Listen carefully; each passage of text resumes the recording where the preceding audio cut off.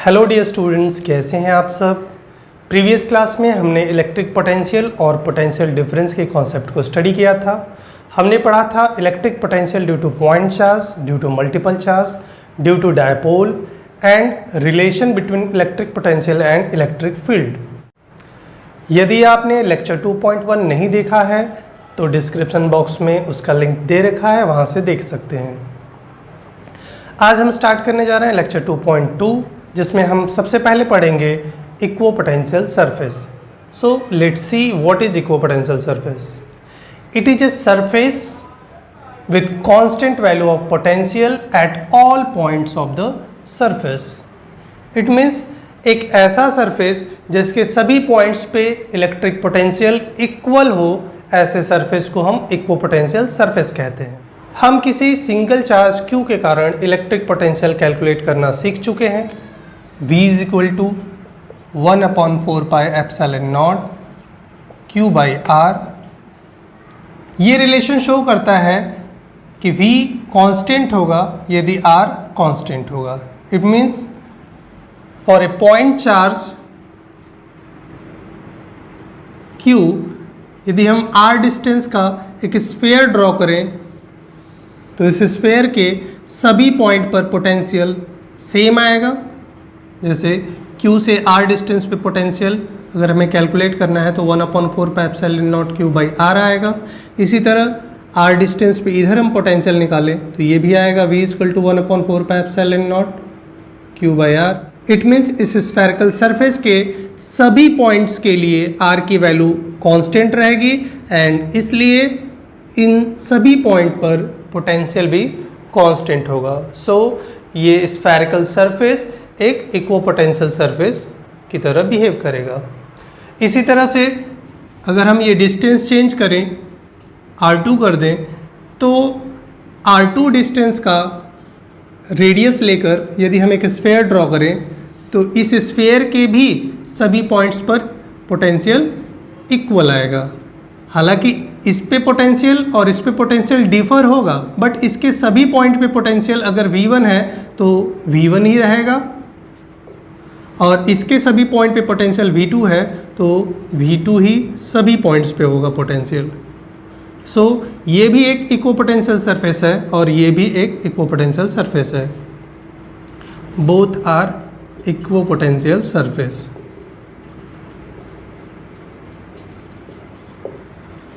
Okay, अभी इससे पहले हमने पढ़ा था किसी पॉइंट चार्ज के कारण इलेक्ट्रिक फील्ड इस चार्ज के रेडियली होते हैं, आइदर आउटवर्ड और inward.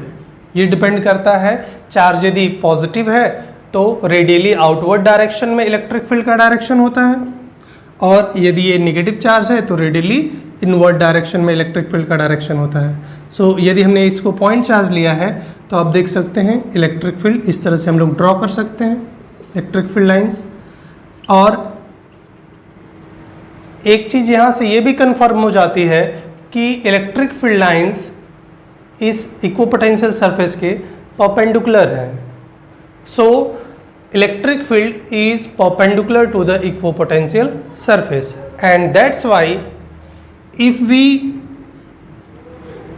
Move a charge from one point to another point on an equipotential surface there will be no work done, because किसी यूनिट चार्ज को एक पॉइंट से दूसरे पॉइंट तक ले जाने में जो वर्क डन करना पड़ता है उसे हम पोटेंशियल डिफरेंस कहते हैं और इक्वोपोटेंशियल सरफेस के किसी भी दो पॉइंट्स के बीच में पोटेंशियल डिफरेंस 0 होता है and that's why work done will also be 0।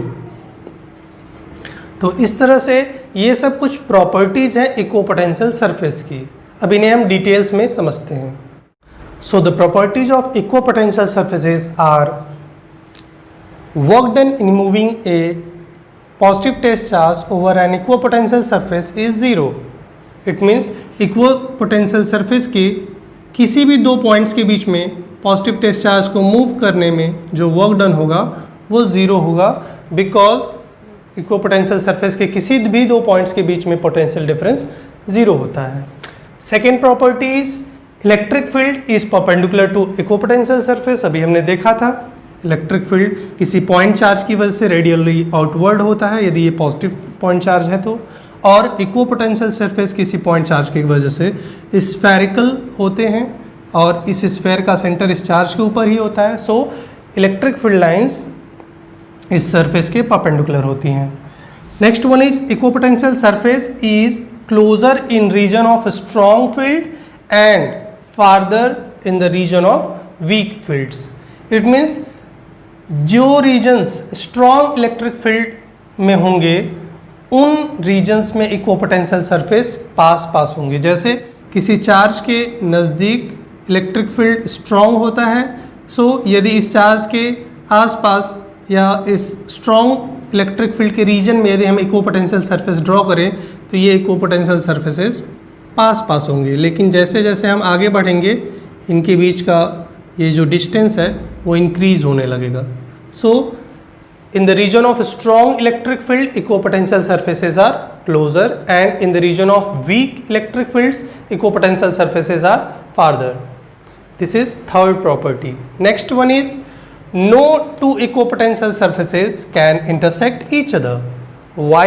Because if two equipotential surfaces intersect each other, then at the point of intersection there will be two value of electric potential which is not possible because equipotential surface के किसी भी point पर potential same होता है। जैसे यदि इस point पर पोटेंशियल 10 वोल्ट है और इस पे 15 है तो इसके सभी पॉइंट्स पे 10 वोल्ट ही होना चाहिए और इसके सभी पॉइंट्स पे 15 वोल्ट ही होना चाहिए, और ये जो पॉइंट ऑफ इंटरसेक्शन है उस पे तो इसका भी पॉइंट इंटरसेक्ट कर रहा है, इसका भी पॉइंट इंटरसेक्ट कर रहा है। सो यहाँ पे 15 भी हो जाएगा और 10 भी हो जाएगा, जो कि पॉसिबल नहीं है क्योंकि इक्विपोटेंशियल सरफेस के सभी पॉइंट्स पे पोटेंशियल सेम होता है। So these are some basic properties of equipotential surface.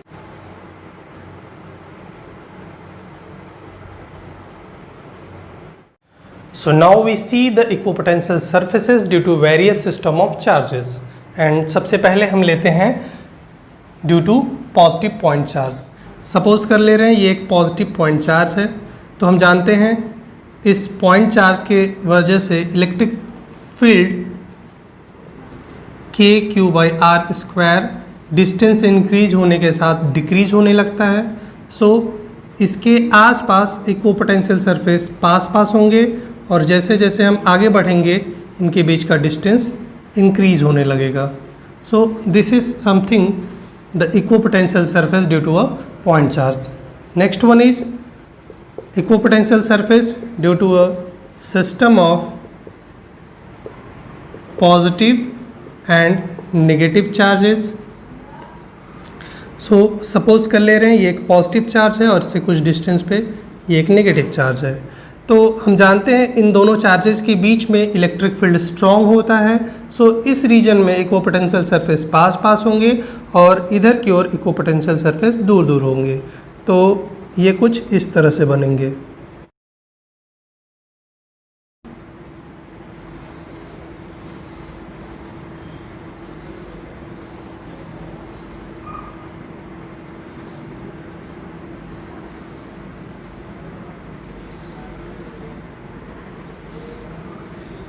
Like this.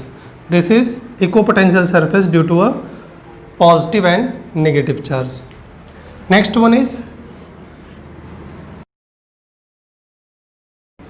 equipotential surface due to a system of two equal positive charges.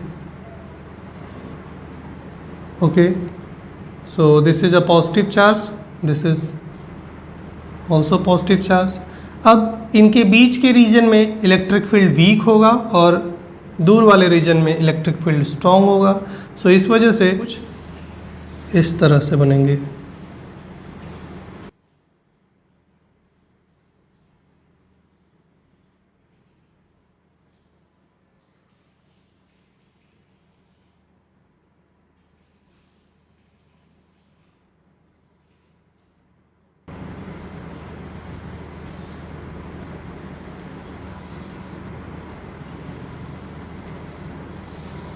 कुछ इस तरह से बनेंगे कि फिगर उतना क्लियर नहीं है, बट आप समझ जाइए जैसे ही इसमें बना है वैसे ही इसमें बनेगा। And now next one is equipotential surface in uniform electric field. In uniform electric field. So uniform electric field को हम जानते हैं पैरेलल लाइन से रिप्रेजेंट करते हैं,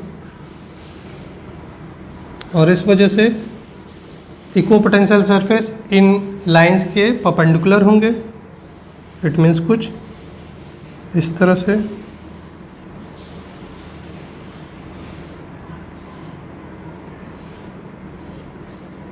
और इनको क्रॉस करते हुए जाएंगे। So these are the equipotential surfaces in uniform electric field. Equipotential surfaces. So these are equipotential surfaces due to various charge systems. Note it down.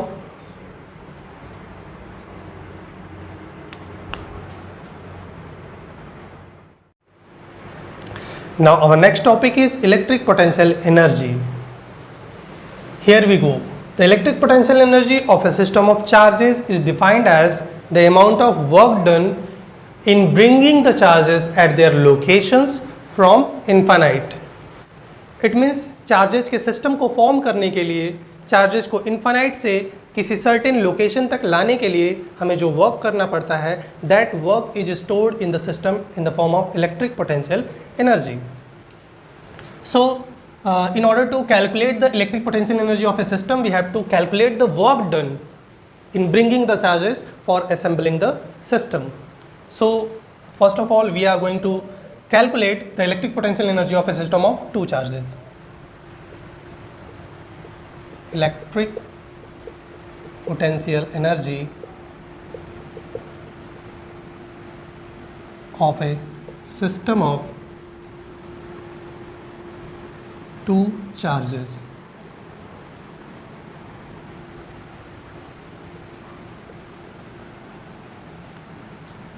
Okay, so suppose कर ले रहे हैं ये चार्ज Q1 है और इसको इनफाइनाइट से किसी लोकेशन P1 तक लाते हैं.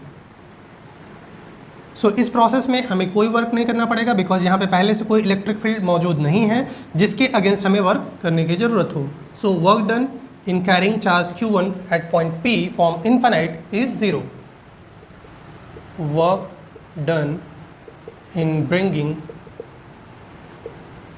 the charge Q1 from infinite to P1, W1 is equal to 0. Now this charge Q1 at point P will build electric field around it.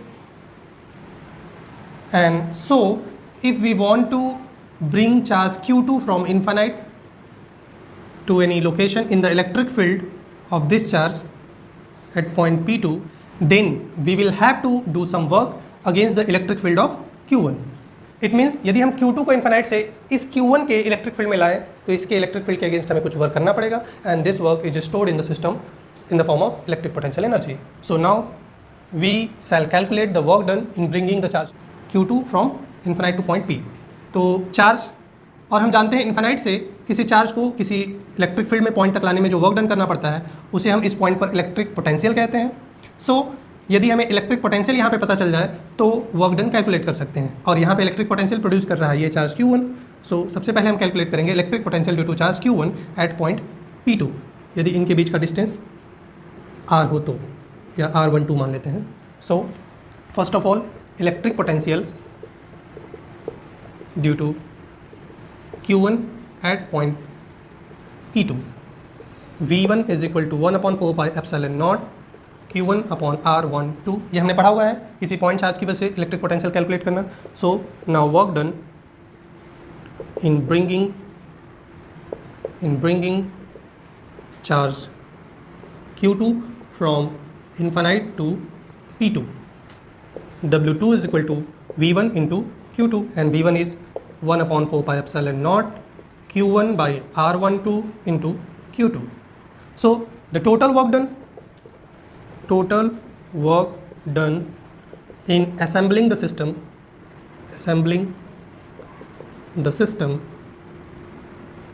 W is equal to W1 plus W2, and W1 is 0, W2 is 1 upon 4 pi epsilon naught Q1 Q2 by R12. Now this work is stored in the system in the form of electric potential energy. So electric potential energy of system of two charges U is equal to W, and so U is equal to 1 upon 4 pi epsilon naught Q1 Q2 by R12. Okay, so आप देख सकते हैं electric potential energy 1 upon 4 pi epsilon naught Q1 Q2 by R12, इन दोनों charges इसमें involve हैं. It means electric potential energy of a system of two charges does not depend कि कौन सा चार्ज पहले लाया गया है. यदि हम Q2 को पहले P2 पे लाते फिर उसके बाद Q1 को लाते तो भी इलेक्ट्रिक पोटेंशियल एनर्जी सिस्टम की उतनी ही होती है. So electric potential energy of a system of two charges depends on the separation between the charges, on the magnitude of the charges. It does not depend that which charge has been brought first.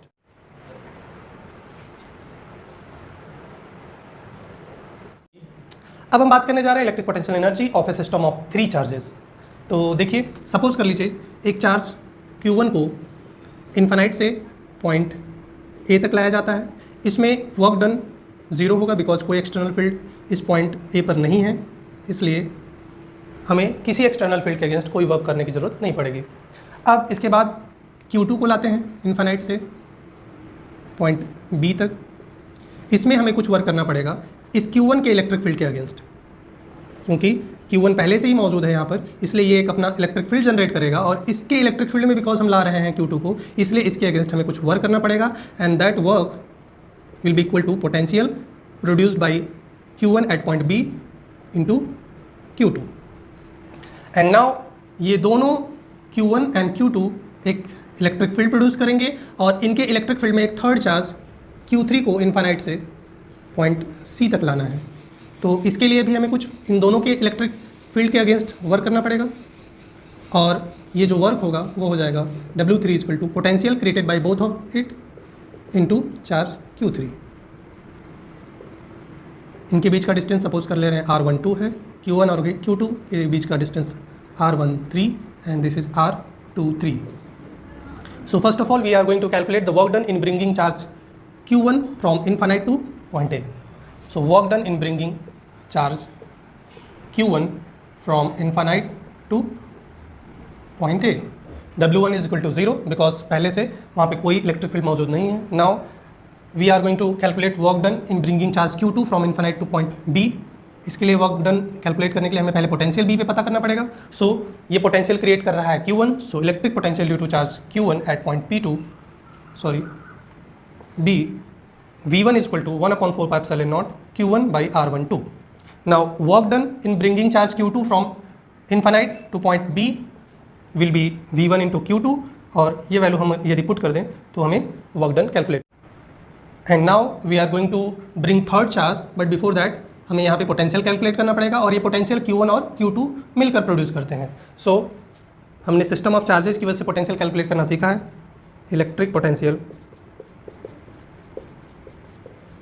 Eight point C due to charge Q1 and Q2. It will be V12 is equal to 1 upon 4 pi epsilon naught Q1 by R13 plus Q2 by R23. Q1 upon R13 and इसकी वजह से potential 1 upon 4 pi epsilon naught Q2 by R23.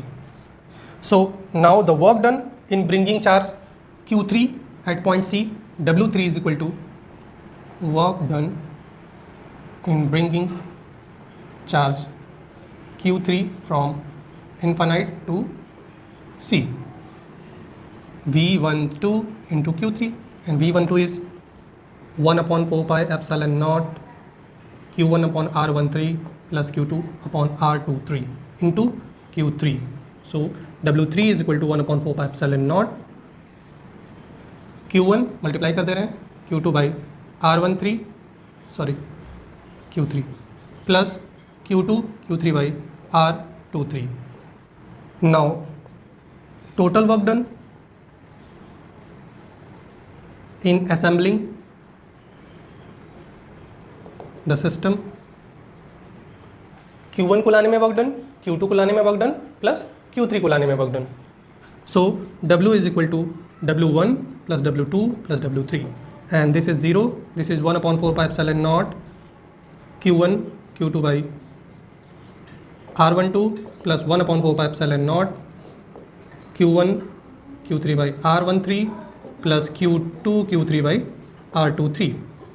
So total work done will be 1 upon 4 pi epsilon naught.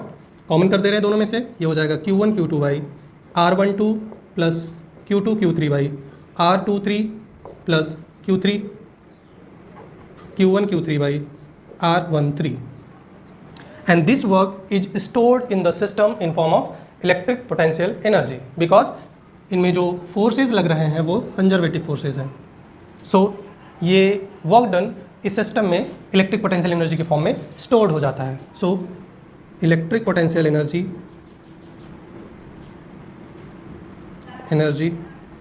Of system U is equal to W, and W की value यहाँ से put कर देंगे. सो ये हो जाएगा 1 upon 4 pi epsilon naught Q1 Q2 by R12 Q2 Q3 by R23 plus Q1 Q3 by R13. This is the electric potential energy of a system of 3 charges. Note it down.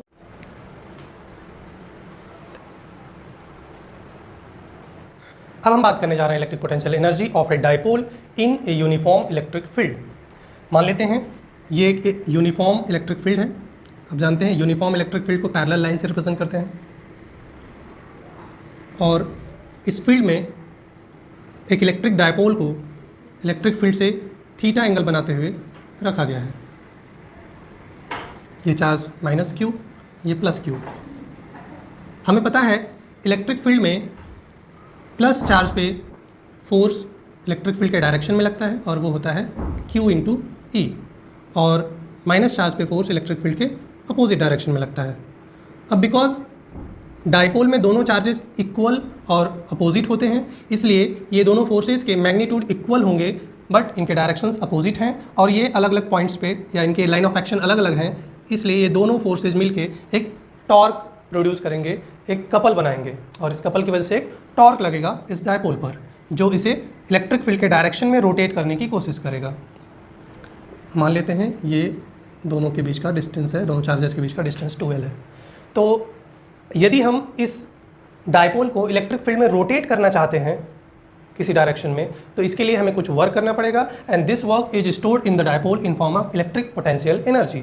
So basically हमें dipole को rotate करने में जो work done करना पड़ता है उसे calculate करना पड़ेगा, और वही वर्क इसमें इलेक्ट्रिक पोटेंशियल एनर्जी के फॉर्म में स्टोर होगा. सो सबसे पहले हम पता करते हैं कि इसमें वर्क कितना करना पड़ेगा. वर्क के लिए हमें पता करना पड़ेगा इस पर टॉर्क कितना लग रहा है. So torque on dipole in electric field E, tau equal to, आपने पढ़ा है torque equal to force into perpendicular distance, and force यहाँ पे लग रहा है Q इंटू E, और परपेंडिकुलर डिस्टेंस इन दोनों फोर्सेस के लाइन ऑफ एक्शन के बीच का परपेंडिकुलर डिस्टेंस, यानी ये. यदि मान लेते हैं कि ये डाइपोल मोमेंट इलेक्ट्रिक फील्ड के साथ थीटा एंगल बना रहा है, डाइपोल मोमेंट का डायरेक्शन आपको पता है माइनस से प्लस चार्ज की ओर होता है, P से रिप्रेजेंट करते हैं. तो डिस्टेंस 2L है, तो ये हो जाएगा 2L cos थीटा और ये हो जाएगा 2L sin थीटा, और जितना इधर होगा उतना ही इधर होगा. सो परपेंडिकुलर डिस्टेंस इन दोनों के बीच का हो जाएगा 2L sin थीटा. इस ट्रायंगल से हम कैलकुलेट कर सकते हैं. हमें हाइपोटेनस पता है, परपेंडिकुलर पता करना है, तो हाइपोटेनस और परपेंडिकुलर sin थीटा में आते हैं. सो sin थीटा के फॉर्मूले से हम ये डिस्टेंस कैलकुलेट कर सकते हैं. So it is 2L sin theta, और Q इंटू 2L हम जानते हैं Q into 2L equal to होता है P डाइपोल मोमेंट. सो टॉर्क हो जाएगा क्या, PE sin theta. This is the torque. अब हम सबसे पहले इस टॉर्क को एक छोटा सा एंगल D थीटा रोटेट करते हैं और इसमें वर्क डन कैलकुलेट कर लेते हैं. सो work done in rotating the dipole through D theta angle. So dW is equal to torque into angular displacement, and torque is PE sin theta into d theta. So this is the small work done in rotating the dipole through a small angle d theta. यदि हम इसको θ1 से θ2 तक rotate करना चाहते हैं, suppose कर लीजिए इनिशियली ये θ1 एंगल पे है और इसको हम θ2 एंगल तक रोटेट करना चाहते हैं, तो इसमें वर्क डन कितना होगा? So now work done in rotating the dipole from initial angle θ1 to final position θ2, तो इसी का इंटीग्रेशन कर देंगे हम, तो टोटल वर्क डन निकल जाएगा. So θ1 to θ2 PE sin theta D theta. अब P है डायपोल मोमेंट, E है इलेक्ट्रिक फील्ड यूनिफॉर्म है, P dipole moment Q into 2L पे डिपेंड करता है, वो भी कांस्टेंट ही हो गया. और हमें इंटीग्रेशन करना है थीटा के रेस्पेक्ट में, तो ये दोनों बाहर आ जाएंगे और θ1 to θ2 sin theta D theta, इसका इंटीग्रेशन होगा. sin थीटा का इंटीग्रेशन हमें पता है, होता है माइनस कॉस थीटा. सो ये फॉर्मूला बन जाएगा PE माइनस कॉस थीटा, और ये जो लिमिट्स हैं ये यहाँ लिख देंगे ब्रैकेट के ऊपर. अब थीटा के प्लेस पे θ2 रखेंगे, फिर माइनस लगाएंगे, फिर θ1 रखेंगे. सो ये हो जाएगा PE माइनस कॉस θ2, माइनस लगाएंगे, लेकिन ये पहले से एक माइनस है तो ये अंदर मल्टीप्लाई हो जाएगा तो प्लस हो जाएगा cos θ1. So total work W is equal to ये आ जाएगा PE कॉस θ1 माइनस कॉस θ2, और यही इस डायपोल का इलेक्ट्रिक पोटेंशियल एनर्जी कहलाएगा. So electric potential energy of dipole in electric field E, U is equal to W and W is equal to PE cos θ1 minus cos θ2. So this is the formula. अब यदि initially ये electric field के perpendicular रखा हो और हम इसे θ1 या थीटा एंगल रोटेट करना चाहते हैं, तो इसमें वर्क डन कैसे कैलकुलेट करेंगे? If initially dipole is oriented perpendicular to electric field and we have to rotate it through an angle theta, then θ1 यानी इनिशियल एंगल हमने 90 डिग्री मान लिया, और θ2 फाइनली हम इसको रोटेट कर रहे हैं थीटा एंगल. देन ये फॉर्मूला हो जाएगा U equal to PE cos 90 minus cos theta, और ये फॉर्मूला बन जाएगा U equal to minus PE cos theta.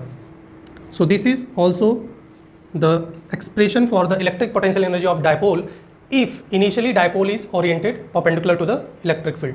यानी कि यदि डायपोल शुरुआत में इलेक्ट्रिक फील्ड के डायरेक्शन के परपेंडिकुलर ओरिएंटेड हो, यानी कि डायपोल मोमेंट इलेक्ट्रिक फील्ड के डायरेक्शन के परपेंडिकुलर हो शुरुआत में, और इसे हम थीटा एंगल रोटेट करते हैं, तो इस केस में इसका जो इलेक्ट्रिक पोटेंशियल एनर्जी होगा U equal to minus PE cos theta होगा. अब इसमें कुछ स्पेशल केसेस लेते हैं और समझते हैं कि इस डायपोल का इलेक्ट्रिक पोटेंशियल एनर्जी किस केस में पॉजिटिव होगा, किस केस में नेगेटिव होगा, किस केस में जीरो होगा. So special cases. Case number 1, when dipole is in the direction of electric field, then theta will be 0 and then U will be minus PE cos 0, और cos 0 की value होती है 1. So U will be minus PE. It means इस case में dipole की electric potential energy minimum होगी, minimum. Second case लेते हैं. If dipole is perpendicular to electric field, then theta will be 90 degree and then its electric potential energy will be minus PE cos 90 and cos 90 is 0. So in this case the energy of dipole will be 0. And the third, if dipole is oriented opposite to the electric field, then theta will be 180 degree.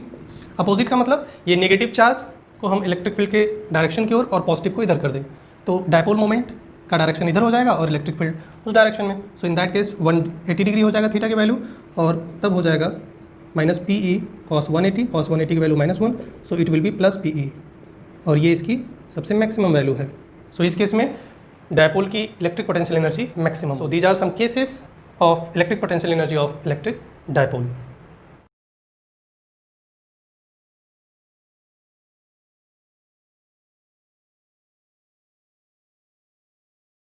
अब हम बात करने जा रहे हैं electric potential energy of a system of charges in external electric field. अभी इससे पहले हम सिस्टम को फॉर्म करने के लिए चार्जेस को लाते थे और उसमें जो वर्क डन करना पड़ता था उसे इलेक्ट्रिक पोटेंशियल एनर्जी कहते थे। इस प्रोसेस में फर्स्ट चार्ज को लाने में कोई वर्क नहीं करना पड़ता था बिकॉज पहले से कोई एक्सटर्नल फील्ड मौजूद नहीं था। लेकिन अब हम एक एक्सटर्नल फील्ड में चार्जेस को लाने जा रहे हैं। सो फर्स्ट चार्ज को लाने में भी हमें कुछ वर्क करना पड़ेगा। And so now the potential energy of the system will be different. So suppose this is a uniform external field. The potential at any point is V and we have to bring a charge Q1 from infinite. It means electric field के बाहर से to this point A. सो इसमें अगर यहाँ पे potential हमें पता है तो इसमें भी हमें वर्क डन करना पड़ेगा। Work done in bringing charge Q1 from infinite to A। W1 is equal to V into Q1 and now Q2 को लाने में वर्क डन। तो Q2 सपोज यहाँ पे इन्फानाइट पे है और उसको यहाँ से लाते हैं इस पॉइंट पर, तो एक तो इस एक्सटर्नल फील्ड के अगेंस्ट वर्क करना पड़ेगा, दूसरा ये जो चार्ज Q1 है वो जो इलेक्ट्रिक फील्ड प्रोड्यूस कर रहा है उसके अगेंस्ट भी वर्क करना पड़ेगा। So now in this case work will be done against two electric fields. So now work done in bringing charge Q2 from infinite to point B against electric field of Q1. So it will be W2 is equal to 1 upon 4 pi epsilon naught Q1 Q2 by R12, यदि इनके बीच का distance R12 है तो। And next work against electric field W3 is equal to potential at this point V2, इसको V1 कर दे रहे हैं, into Q2। So total work done W is equal to V1 Q1 plus V2 Q2, यहाँ पे भी 1E कर दे रहे हैं। It means electric potential due to charge Q1 and external electric field plus 1 upon 4 pi epsilon naught Q1 Q2 by R12. So this work is stored in the form of electric potential energy. So electric potential energy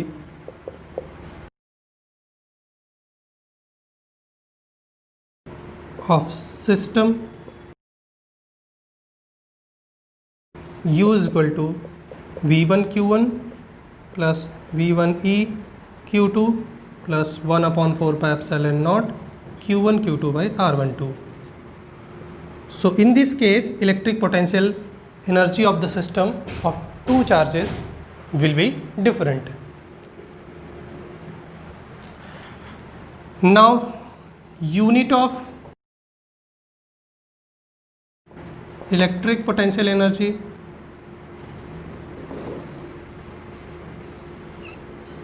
first one is its unit is joule and the smaller unit is electron volt. And what is 1 electron volt? Electric field में यदि दो points के बीच का potential difference 1 volt का हो तो इन दोनों पॉइंट्स के बीच में किसी इलेक्ट्रॉन को एक्सेलरेट करने पर जितनी एनर्जी वो गेन करता है that is called 1 electron volt. So 1 electron volt is equal to energy gained by the electron in accelerating between 1 volt potential, and it is equal to